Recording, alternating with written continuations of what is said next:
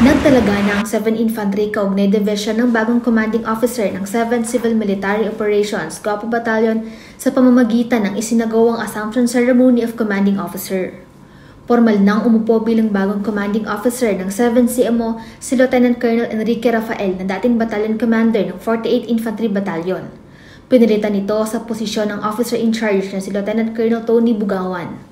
Nagpasalamat si Lieutenant Colonel Rafael sa tiwalang ipinagkaloob sa kanya upang pamunuan ng Gwapo Batalyon. Bukod rito, nagbigay rin siya ng ilang kalidad o katangian ng isang leader na kanyang ginagamit o isinasabuhay. 7th CMO Battalion to join me to a journey by embracing the qualities I have mentioned. As I assume the command of 7th CMO Battalion, I am fully aware that the role that I'm going to take comes with huge challenges and expectations. But I assure you that I am committed to give more than what is expected and to lead this prestigious unit with integrity, empathy, and dedication. Pinangunahan ng commander ng 7ID na si Major General Andrew D. Costello ang isinagawang Assumption Ceremony sa Fort Magsaysay, Palayan City, Nueva Ecija.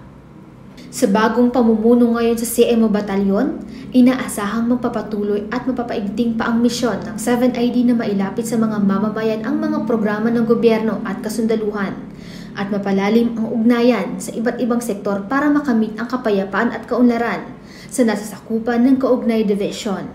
Mula rito sa Fort Ramon Magsaysay, Nueva Ecija, ako si Remy Salpetado, ang inyong kaugnay.